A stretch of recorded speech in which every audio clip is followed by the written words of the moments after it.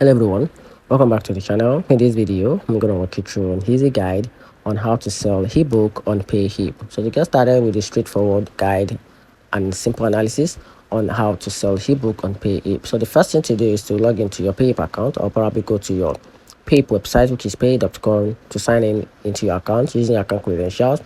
Then on step 2, from your dashboard, click add product, then select digital product.